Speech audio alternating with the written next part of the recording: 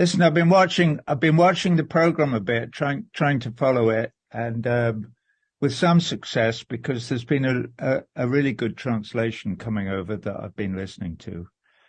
Clearly, what the United States did in the Cape Verde Islands when they intercepted Alex on his way to meetings, I believe, with the Iranians, in his attempts to moderate at least the appalling US sanctions and blockade of Venezuela, was an act of piracy.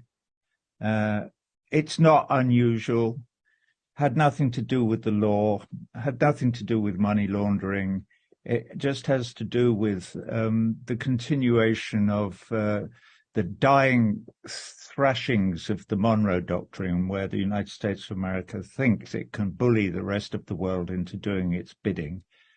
So it is up to us, those of us on this panel and many of us on many other panels and many other webinars where the truth gets to seek its way into the mainstream, hopefully, to persuade the government, not the people. It may be that not most of the people, it may be that some of the people who are citizens of the United States or who, like me, live in this country, understand these things already. But we have to persuade the government, in this case, Joe Biden and Antony Blinken and the rest of them, the error of their ways, and that this is one of the most prominent cases of a completely innocent man who is none of their business being locked up on grounds that they disapprove of him in some way.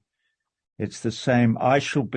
This is almost completely irrelevant, except it's not. But on the 10th of December, in a very few days' time, I shall be standing on Second Avenue at a protest on behalf of Julian Assange, who is somebody else who has been incarcerated at the behest of the United States for nothing illegal.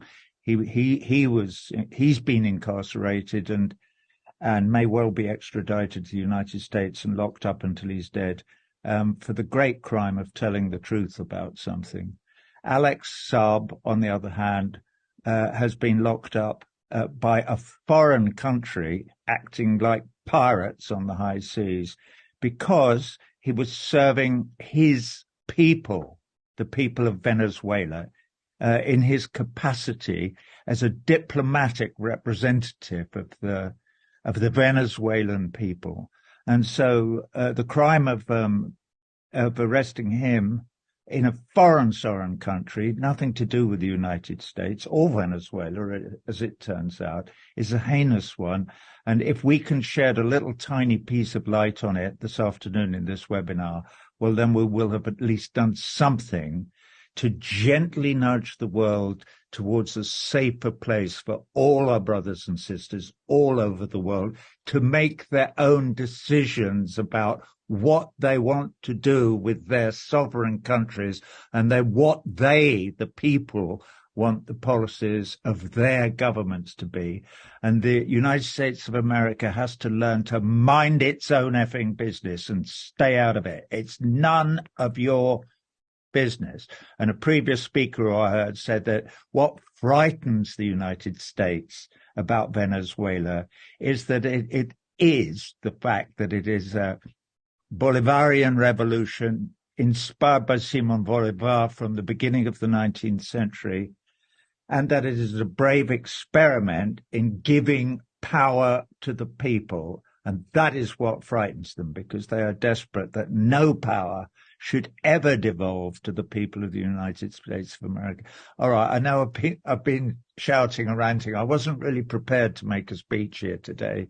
But Alex, we are with you, and we are solidly with you, and we will stay with you until you are out of prison and back with Camila and with your children where you belong. Salute.